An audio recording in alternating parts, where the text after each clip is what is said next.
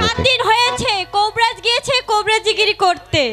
যাওয়ার সময় 2টো আলু আর হয়েছে 2টো বেগুন দিয়ে গেছে, আর হচ্ছে আধা কেজি চাল। এগুলো দিয়ে কি ভাই সংসার চলে আপনারাই বলেন তো? আজকে আসু কোবরাজ বাড়িতে, ওর কপাল আজকে ঝাটার বাড়িতে আমি যাব বাপের বাড়িতে। আরে ফেলার মা, ফেলার মা, ডালে ভেজাল, চালে ভেজাল, কেরোসিন তেলের মধ্যে ভেজাল, পেট্রোলের মধ্যে ভেজাল, ডিজেলের মধ্যে ভেজাল, গাড়ির মধ্যে ভেজাল, আমার কোবরাজিতে ভেজাল হবে না কেন?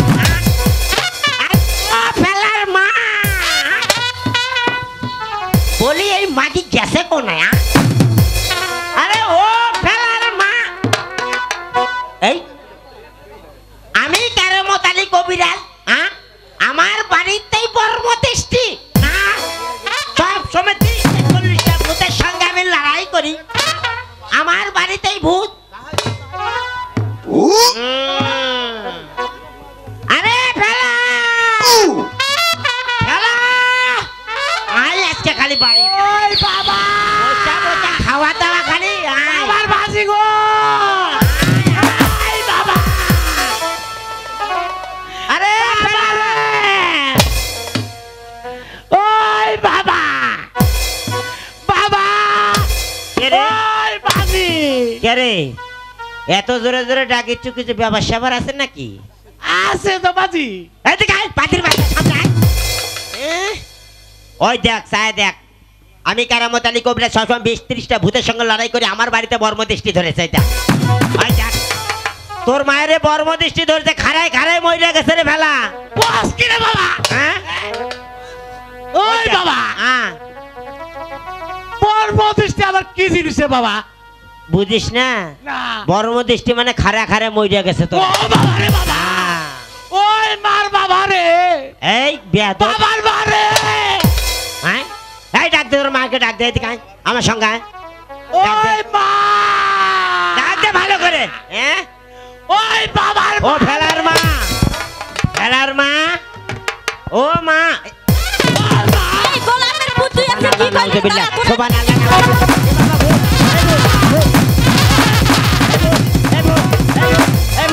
এই ভূত, এই ভূত, এই ভূত, এই ভূত, ভূত ভূত আন্তরাশা বাঞ্জু তেরে মেতে তুই এই ভূত, এই ভূত, এই ভূত, এই ভূত, এই ভূত, এই ভূত, এই ভূত, এই ভূত, এই ভূত, ভূত আন্তরাশা বাঞ্জু তেরে মেতে তুই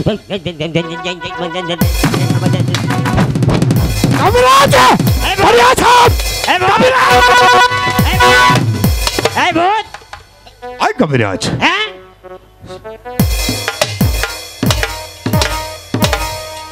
শোনো কবিরাজ, কে বাবা তুমি? আমাদের বাদশাহ হজরের একমাত্র কন্যা শেহজাদি মালা অসুস্থ। বাদশাহ হজরের হাকাম, তুমি এই মুহূর্তে রাজ্য দরবারে গিয়ে শেহজাদি মালাকে তোমার তন্ত্র মন্ত্র দিয়ে সুস্থ করে তুলতে হবে। আমি হচ্ছে কারামত আলী কবিরাজ, আমার ধারা বুকে যদি মা মালা ভালো না হয়, বাংলাদেশের কবিরাজ বাট্টা খিলালে ভালো হবে না। শোনো কবিরাজ, হ্যাঁ কয়ে ফেল দেন। আমার একটা কথা শোনো। একটা কেন 10টা বলেন? এদিকে এসো। হ্যাঁ বলেন। শোনো কবিরাজ, বাদশাহ হজরের একমাত্র কন্যা শেহজাদি মালাকে আমি প্যারে মহব্বত করি। হ্যাঁ মানে ভালোবাসো? হ্যাঁ হ্যাঁ বুঝতে পেরেছো। তুমি গোলাম, তুমি যদি হ্যাঁ তোমার ওই তন্ত্র মন্ত্র দিয়ে শেহজাদি মালাকে আমার বাধ্য করে দিতে পারো, তাহলে তোমাকে আমি বহুত বহুত নাম দেব। কি বলো? আমি কারামত আলী কবিরাজ, আমি এমন তাবিজ মা মালাকে দিব, মালা আসবে, মালার মা পর্যন্ত আসবে। শোনো কবিরাজ, কাজের অগ্রিম কিছু এনাম আমি তোমাকে দিয়ে যাচ্ছি। দিবেন কিছু? আমার পয়েন্ট কিনতে আছে, পয়েন্ট পয়েন্ট। এই মালা দিয়ে তো হবেই না। শোনো কবিরাজ, ওষুধ কিনতেই তো শেষ। কাজের অগ্রিম কিছু এনাম আমি তোমাকে দিয়ে গেলাম। আচ্ছা ঠিক আছে। কাজ শেষ হলে তুমি আরো অনেক অনেক অনেক এনাম পাবে। 100 কাজ হবে, 100। তুমি পারবে তো কবিরাজ? আরে পারবো না মানে, এমন তাবিজ দেব। তাই যাচ্ছি কবিরাজ। তোমার পিছনে শ্বশুর শ্বশুর। এই কবিরাজ, বাবা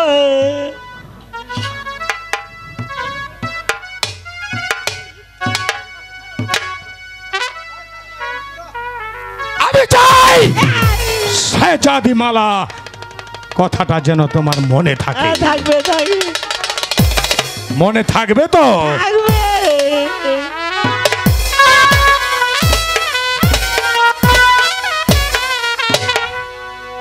থাকবে বাবা।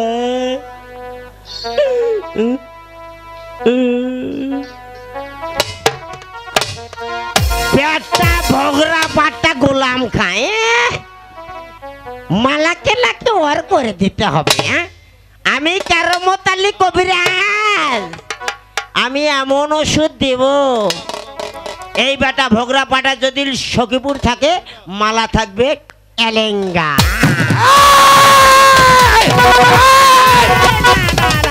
কবিরাজ ওষুধ দেব এলেঙ্গা থেকে জোরে মেলা আপনার কাছে চলে আসবে। শোন, তোর সঙ্গে যে কথাটা আমার হয়েছে আমি তোর কাজের কিছু অগ্রিম দিয়ে গিয়েছি। বাবা অর্ধেক পেয়েছি। যদি কাজ আমার কথা মতো না হয় তাহলে এই তোর মূল্যবান মাথাটা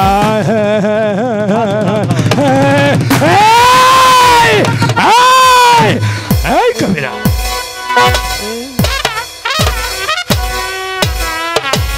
বাঁচা গেল বাবা, এই যাত্রায় ভোগরা পাটা যাই নাই। হ্যাঁ আমি তো বলেছি মালা কি এমন ওষুধ দেব এলেঙ্গা বন্ধই থাকবে।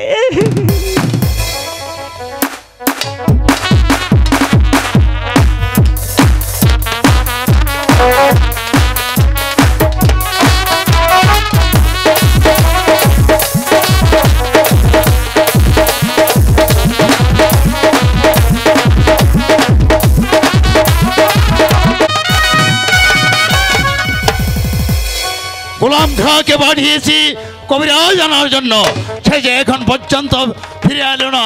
আমি ইহার কোনো কারণ বুঝতে পারছি না। জনাব, জনাব, আমি ফিরে এসেছি জনাব। গোলাম খাঁ, জনাব। কবিরাজ এসেছে। হ্যাঁ জনাব, কবিরাজকে আমি সঙ্গে করে নিয়ে এসেছি জনাব। চলে এসো। সালাম কবিরাজ। সালামু আলাইকুম। ওয়ালাইকুম আসসালাম। কয় ফেললেন জনাব? আমার একমাত্র কন্যা শাহজাদি মালা অসুখ হয়েছে, তুমি কি তার চিকিৎসা করতে পারবে? দেখি ডাক্তার তো দেখি, চেষ্টা করে দেখি। আমি কেরামতুল্লাহ কবিরাজের চিকিৎসা না করতে পারি, বাংলাদেশের কোনো কবিরাজ চিকিৎসা করতে পারবে না। এই কে আছিস? শাহজাদি মালাকে পাঠিয়ে দে।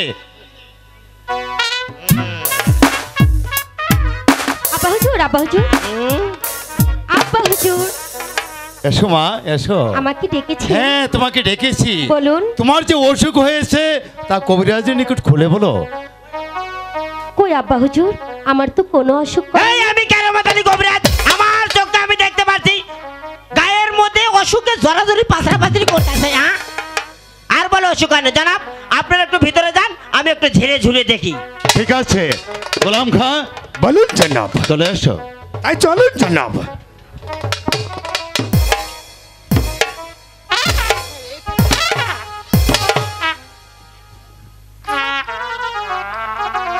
ভোগরা পাটা গোটা কানা। এই কবিরাজ, আমার সখীর কি অসুখ হয়েছে তা কি তুমি জানো? কি অসুখ হয়েছে তুমি জানো না?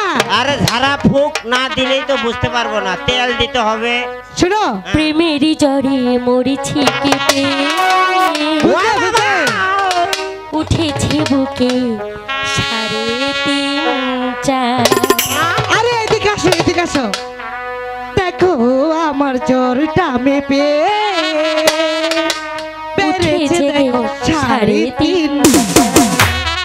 কোনে তাকে তারে জ্বর সারা, প্রেমেরই জ্বরে মরেছি কেটে, দাও না বুকে 3.5। দেখো আমার জ্বরটা মেপে উঠেছে গেছে 3.5। কোনে তাকে তারে জ্বর সারা, প্রেমেরই জ্বরে মরেছি কেটে, দাও না বুকে 3.5।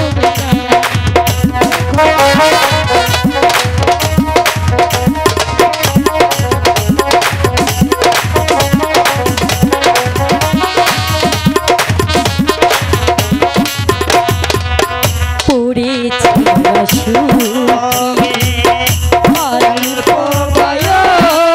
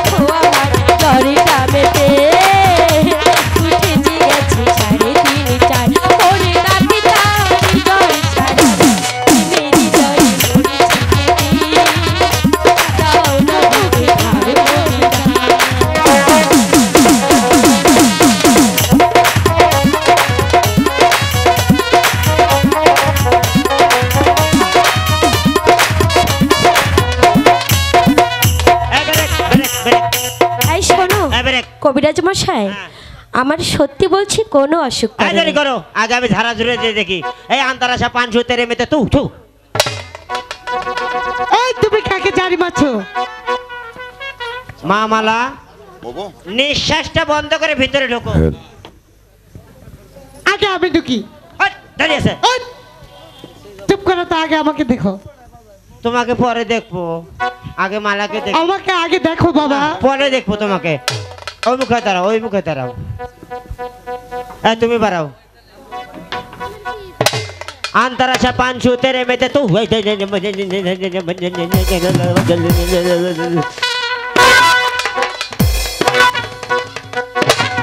নিঃশ্বাস বন্ধ করে বের হয়ে যাও মা, বের হয়ে যাও। এই তুমি মালার সঙ্গে থাকো। হ্যাঁ হ্যাঁ, তোমারও বাতাস লাগছে, তুমি মুখ হও। ওইদিকে হও, এখানে খারাও, এখানে খারাও। হ্যাঁ আন্তরাশা পাঁচশো তেরে মেতে তু।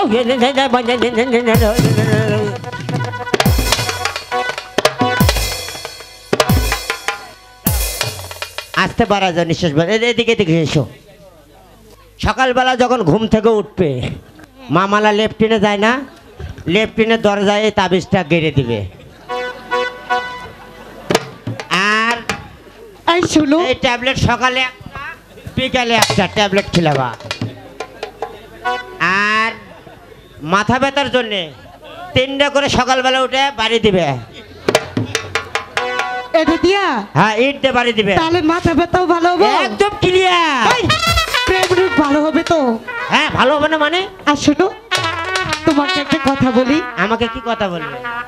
শোনো, আসলে বলো তো আমার সখী কি প্রেমে পড়েছে? আরে প্রেমে পড়েছে। তাই নাকি? হালকা হালকা পড়েছে, তুমি জান পড়ো না। আর শোনো, এই কথা তুমি বলো না প্লিজ। না, বুড়ো মানুষের কাছে আসো না তো তুমি।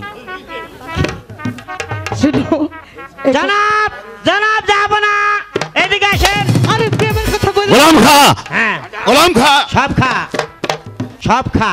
মা মালা, এখন তোমার কেমন লাগছে? আব্বা হুজুর, হ্যাঁ বলো। আমার অনেক ভালো লাগছে। ভালো লেগেছে। এই মা রাশেদা, গোলাম খা, তাবিজ ওষুধগুলো নিয়ে যাও। কবিরাজকে আশাতীত বকশিস দিয়ে বিদায় করো। আমি তাই করছি জনাব। এদিকে এসো কবিরাজ।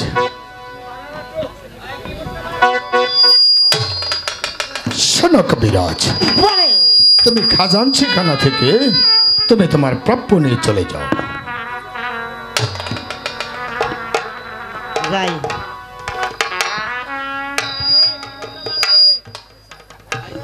মা মালা, বলুন আব্বা হুজুর, তোমাকে একটি কথা। বলুন। আলিগড়ে যুদ্ধের সময় আমি গোলাম খাঁকে কথা দিয়েছিলাম, যদি আলিগড়ে যুদ্ধে জয়লাভ করতে পারে তাহলে তোমাকে তার হাতে তুলে দেব। আব্বা হুজুর, হ্যাঁ বলো। আপনি কেমন কথা বলছেন? কেন? আমি এখন উপযুক্ত হয়েছি, আচ্ছা। তাই তো এত বড় সিদ্ধান্ত নেবার পূর্বে আমাকে জিজ্ঞেস করা প্রয়োজন ছিল। কি বলছো মা? আমি যে কিছু বলতে পারছি না। হ্যাঁ আব্বা হুজুর, আমি যে একজনকে ভালোবাসি। কি বলছো তুমি? হ্যাঁ, আমি তাকে অনেক পছন্দ করি আব্বা হুজুর। কি বলছো মা? আমি যে কিছু বলতে পারছি না, তুমি খুলে বলো। আব্বা হুজুর, পিতা মাতা জন্মদাতা আর তো কিছু নয়, বিধাতা কর্মের কর্তা সকল শাস্ত্রে কর। এর অর্থ আমার বিয়ে হয়ে গেছে আব্বা হুজুর। হয়ে গেছে। কোন দেশের শাহজাদা বলো, তার কি নাম? আব্বা হুজুর, এ কোনো রাজ্যের শাহজাদা নয়, আপনার রাজ্যের মালিক সর্দারের ছেলে লাঠিয়ার মালিক সর্দার।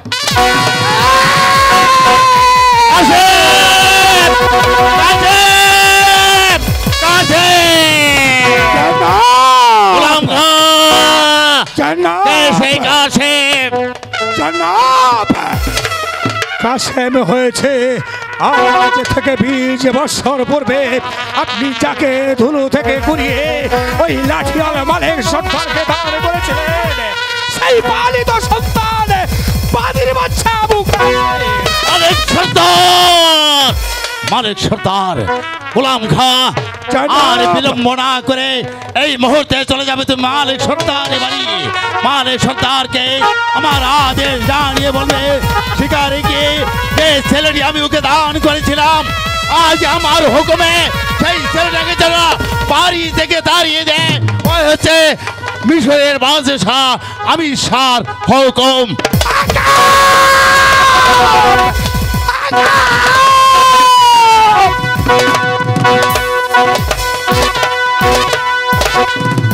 বাদশাহ হুজুরের হুকুম নিয়ে এই মুহূর্তে মালিক সর্দারের বাড়িতে সে যদি তার পালিত সন্তান আবু কাসেমকে তার বাড়ি থেকে তাড়িয়ে দেয়, তাহলে ভালো।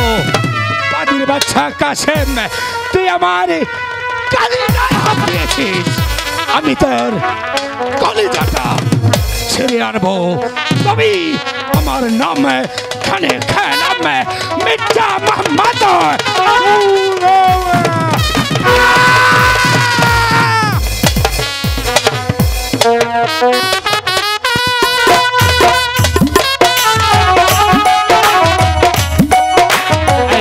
আয়েশা, কাসেম কি স্কুলে গিয়েছে? শোনো আয়েশা, আমি লোক মুখে শুনতে পারলাম কাসেম নাকি শেহজাদি মালার সাথে প্রেম ভালোবাসা করেছে। সত্যি যদি তাই হয়ে থাকে তাহলে তুমি দেখে নিও আয়েশা, ওই পরের ছেলের জন্য আমাদের জীবন দিতে হবে।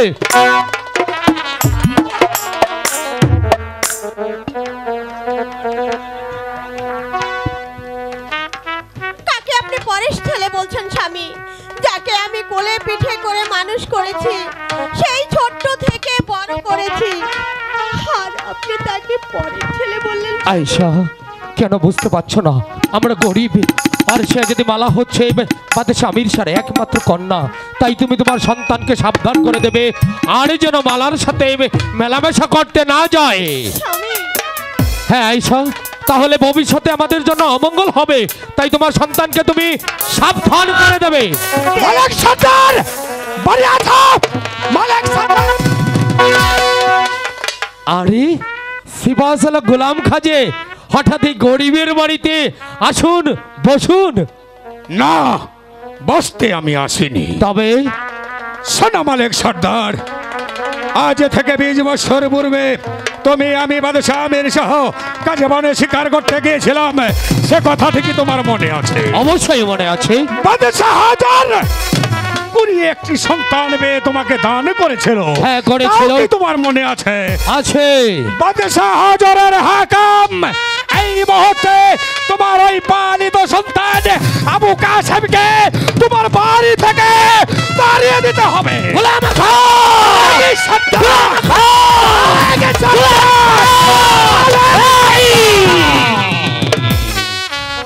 তুমি আমার সন্তানকে বাড়ি থেকে তাড়িয়ে দিতে বলছো, কিন্তু একটি বাড়ির জন্য কি মিশরের মহাবীর মালিক সর্দার জানতে পারবে তার সন্তান আবু কাসেম এমন কি অপরাধ করেছে?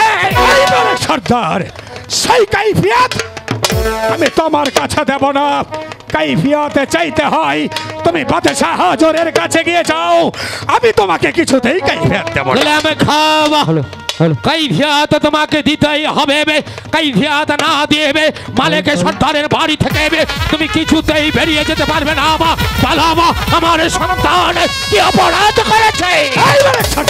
এই মালিক সর্দার, সামান্য একটা লাঠি আলিয়ে সন্তান হয়ে বাদশাহ জাতির সঙ্গে প্রেম প্রীতি ভালোবাসা করেছে, এটা কি তার অন্যায় নয়? না, অন্যায় নয়, কারণ পবিত্র ভালোবাসায় কোনো পাপ নেই।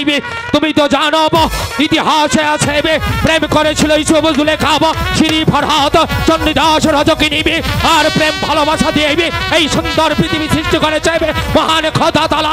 তাই বলছি পবিত্র প্রেমে যদি আমার সন্তান করে থাকে তাহলে সে কোনো অন্যায় করে নেই, কোনো অপরাধ করে নেই।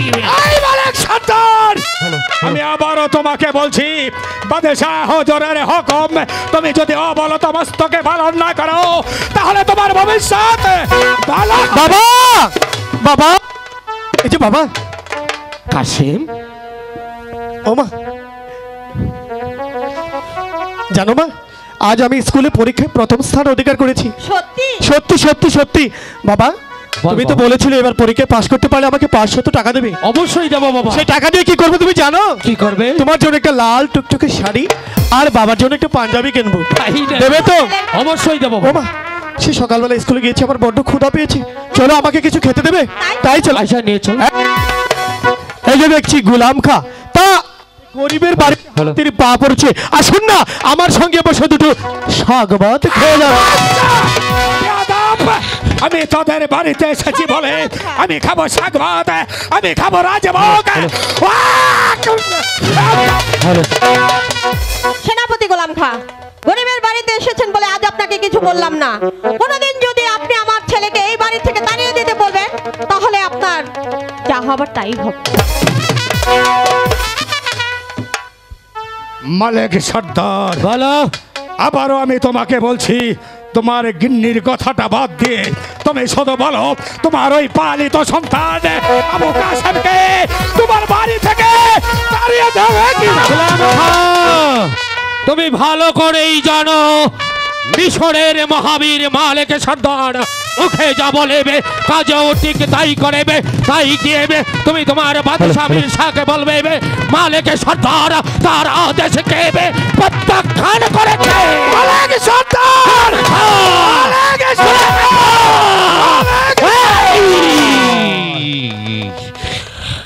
বেরিয়ে যা, বেরিয়ে যা আমার বাড়ি থেকে।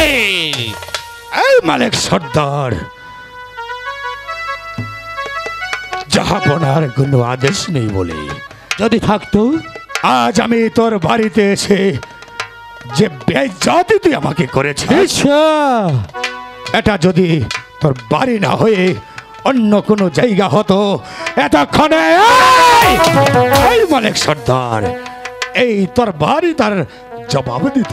গোলাম খা, তুমি আমার বাড়িতে এসেছো তাই তুমি আমার খানদানি মেহমান। খোদার কসম, আমার বাড়িতে না এসে অন্য কোনো জায়গায় যদি এই কথা উচ্চারণ করতে হবে ঠিক সেখানেই আমি তোমাকে জীবন্ত কবর দিতাম। গোলাম খা,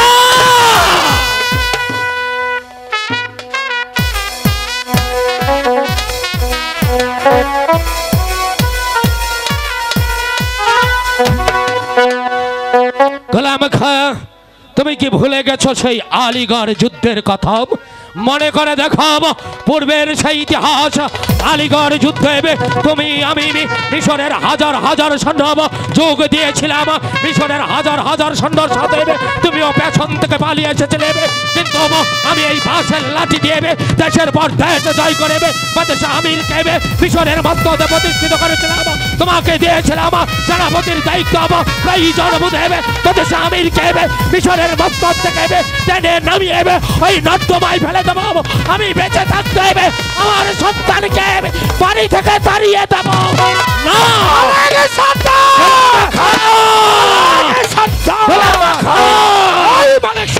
এই বেরিয়ে যা বাদশাহ আমিরের পাঁচটা পুত্র। বেশ, আমি তাই যাচ্ছি মালিক সর্দার।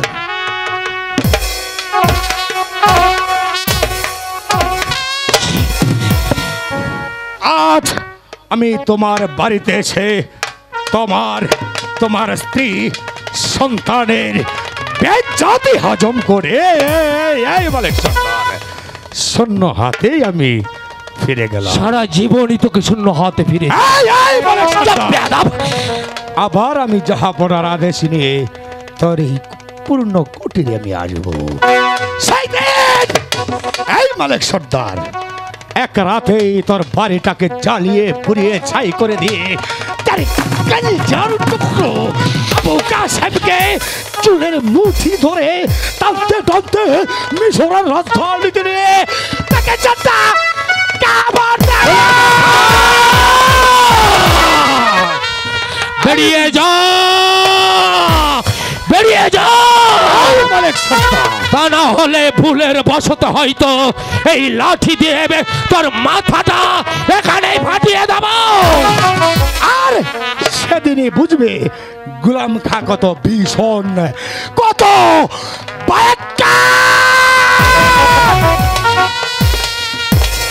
বাদশাহ আমিরের পাচাটা কুত্তা, তুই এসেছিস বাদশাহ আমিরের হুকুম নিয়ে আমার কলিজার টুকরো সন্তান আবু কাসেমকে এই বাড়ি থেকে তাড়িয়ে দিতে, কিন্তু তুই হয়তো জানিস না আমার একমাত্র সন্তান আবু কাসেমের জন্য তোর মতো 10-10টা গোলাম খাকে এই লাঠি দিয়ে হত্যা করতেও আমি দ্বিধা করবো না।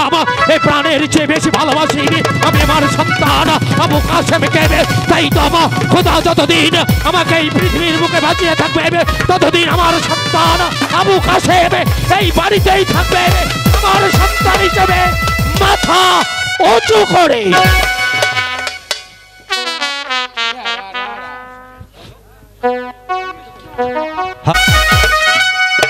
গোলাম খাকে পাঠিয়েছি মালিক সর্দার এ বাড়ি, সে যে এখন পর্যন্ত ফিরে এলো না, আমি যাহার কোনো কারণ বুঝতে পারছি না।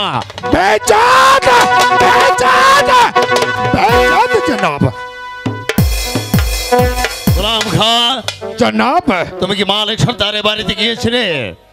হ্যাঁ জনাব। তোমার আদেশ পেয়ে তার বাড়িতে পুত্র আবু কাসেমকে বাড়ি থেকে তাড়িয়ে দিয়েছে কিনা? জনাব, বলতে যে আমি সাহস পাচ্ছি না জনাব। আমি তোমাকে অবদান করছি, নির্ভয়ে খুলে বলো। জনাব, মালিক সর্দার আপনার আদেশকে প্রত্যাখ্যান করেছে। শুধু প্রত্যাখ্যানই নয়, সে আপনার আদেশকে পাইচার মেরেছে।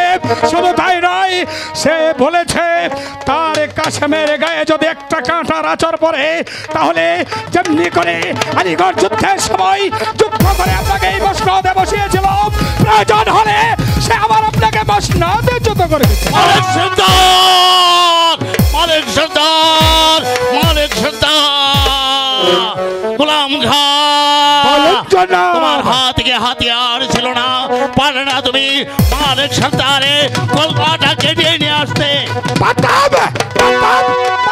জনাব, যদি আপনার হুকুম থাকতো তাহলে মালিক সর্দারকে হাতে পায়ে দড়ি বেঁধে আমি টানতে টানতে এই রাজ্যে দরবারে নিয়ে আসতাম। হুকুম, হুকুম, হুকুম। গোলাম খা, আবার তোমাকে আমি হুকুম দিচ্ছি, এই মুহূর্তে চলে যাও ওই বাদির বাচ্চা আবু কাসেমকে যেখানে যে অবস্থায় পাবে তাকে লৌ শৃঙ্খলিত করে আমার দরবারে হাজির করবে। জনাব, আপনি যখন আমাকে হুকুম করেছেন তাহলে এই মুহূর্তেই আমি ছুটে চললাম সেই বাদির বাচ্চার সন্ধানে। রাজ্যের যে কোনো প্রান্তে পাবো তাকে লৌহ শৃঙ্খলিত করে তারপর নিয়ে আসবো আপনার এই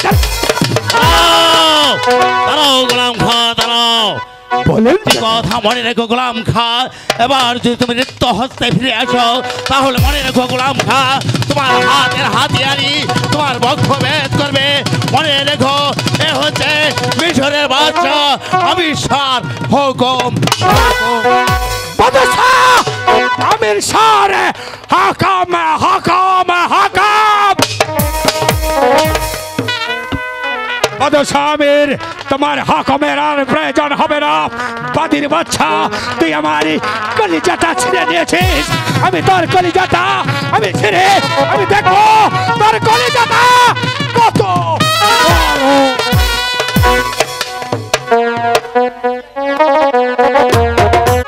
এই রাজ্যে আর থাকবো না, যেখানে প্রেম প্রীতি ভালোবাসার কোনো মূল্য নেই, সেখানে থাকা চেয়ে না থাকাই অনেক ভালো।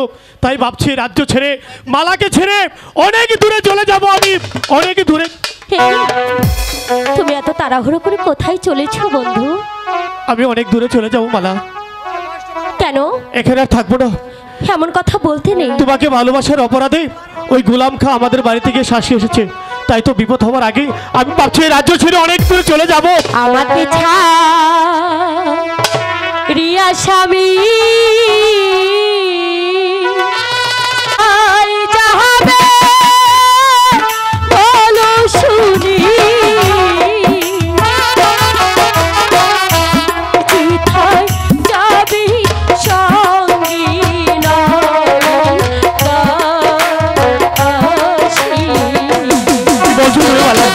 তুমি কি পারবে আমার সঙ্গে দুঃখ কষ্ট করে থাকতে? তা হয় না, তা হতে পারে না মালা।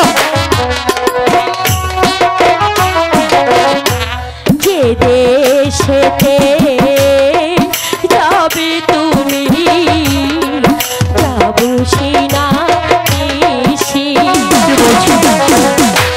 দেশান্তরী হয়ে আমি রব তোমার সাথে।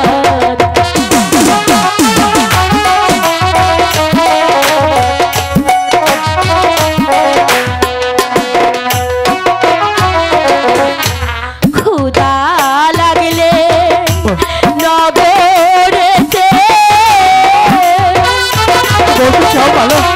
খাবো মোরা স্বামী স্ত্রীরে দেশ বিদেশি ঘুরিয়া